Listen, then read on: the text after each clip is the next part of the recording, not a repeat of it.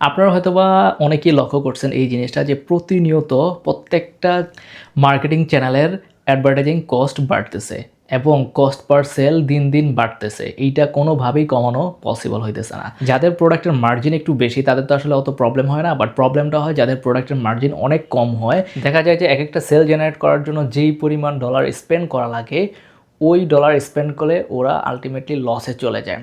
এখন তাদের জন্য আসলে সমাধানটা কী? সো তাদের জন্যই আজকে সমাধানটা বলবো। তাদের জন্য সমাধান হলো যে আপনি মার্কেটিংয়ের জায়গা থেকে সরে এসে আপনাকে প্রাইসিং স্ট্র্যাটেজি বা প্রোডাক্ট বিল্ডিং এই জায়গাতে অনেক মনোযোগ দিতে হবে। আপনি যখন দেখবেন যে কোনোভাবেই মার্কেটিং বাজেট কমানো যাচ্ছে না, তখন আপনাকে এমনভাবে মার্কেটিং প্ল্যান করতে হবে বা এমনভাবে প্রোডাক্ট বিল্ড করতে হবে যাতে করে সেম মার্কেটিং বাজেটে আপনি বেশি প্রোডাক্ট বিক্রি করতে পারেন। সো এই জিনিসটাকে আপনাকে ফোকাস করতে হবে।